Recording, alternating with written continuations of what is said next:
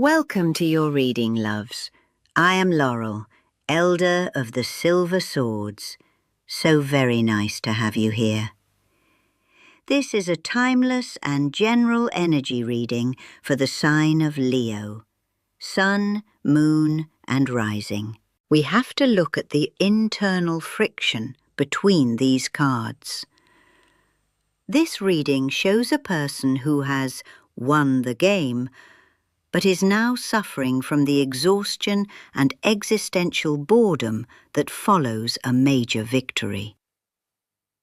The cards suggest an underlying conflict of stability versus ambition. You have the Ten of Pentacles, legacy, finality, and the Nine of Cups, individual satisfaction.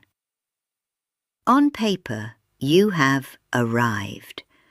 However, your clarifiers, the King of Wands and the Two of Wands, are fire-heavy, restless energies. The problem is your happily ever after feels like a cage. You are trying to be the Temperance card, calm, patient, and balanced. But your inner King of Wands wants to set something on fire and start a new empire. This is why the Queen of Pentacles is reversed. You're neglecting the garden you built because your mind is already over the horizon. This is causing a state of defensive exhaustion. The combination of the Nine of Swords and Seven of Wands is a red flag for burnout. The Seven of Wands is the last stand card. You've been defending your success for so long that your nervous system doesn't know how to turn off.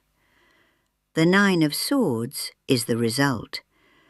You are waking up at 3 a.m., mentally fighting battles that ended months ago. You need to remember that the war is over. You don't need to hold the spear, Seven of Wands, while you're trying to sleep, Nine of Swords. The Nine of Cups with the Two of Wands creates a specific type of tension, the paradox of choice. In the past, your goals were clear because you needed things, money, security, status. Now, you have those things. Your dilemma isn't about survival, it's about meaning. The Two of Wands is you standing on the castle battlements looking at a map. You are afraid that if you choose a new path, you will lose the perfect Nine of Cups life you just finished building. You are currently over-functioning and under-living. You are considering moderation, temperance. But what you actually need is to delegate the maintenance of your success so you can go back to being a visionary. We must look at the cycle of completion versus the cycle of desire. You are currently trapped in a golden cage of your own making. You are at a threshold where your personal success has reached its natural limit, and the spirit is now demanding a higher purpose. When Temperance meets the Queen of Pentacles reversed, the extension of this energy is spiritual bypass.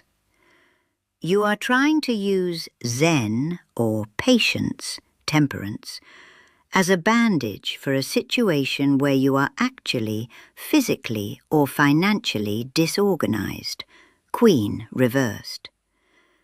You might be telling yourself, I just need to be more balanced, when the reality is that you are leaking energy because you've stopped caring about the mundane details of your success.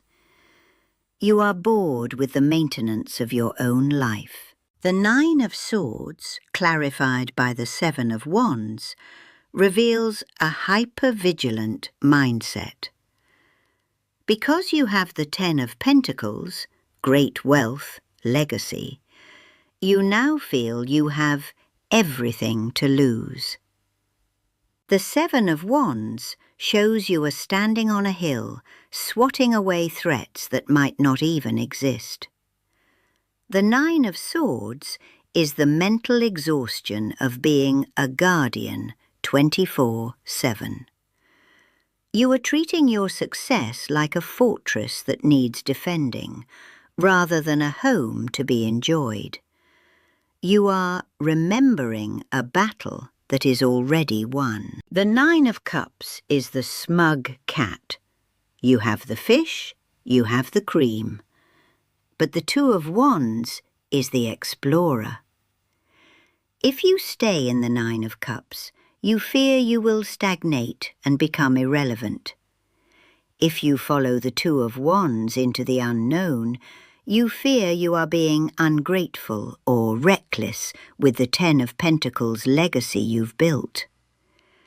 The King of Wands suggests that your true nature is the leader, not the storekeeper. You were built to conquer, not just to possess. This is the transition from self-gratification to self-actualization. It's a mature dilemma, the realization that having it all is not the same as being fulfilled. Put down the wand you use for fighting and pick up the wand you use for directing.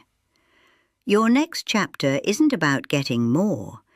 It's about directing what you already have toward a legacy that actually excites you. We should acknowledge the purpose of the horizon. The dilemma, Two of Wands, teaches that satisfaction is a plateau, not a finish line. It is morally healthy to want more, even when you have enough, provided that more is about contribution and expansion rather than ego and accumulation. The moral here is that the soul is designed for movement. Staying in the Nine of Cups forever leads to the reversed Queen of Pentacles, a stagnant, depleted spirit. You have reached the Mount Everest of stability, but are currently shivering in the cold of your own peak. You have built the dream, yet the soul is restless. Now you must prove you have the maturity to handle peace without turning it into a problem to be solved. Understand that wanting more isn't ingratitude, it's growth. You have reached a plateau, and your soul is designed for the climb. The dilemma isn't whether to stay or go. It's how to use your current success as a launch pad for your next big vision.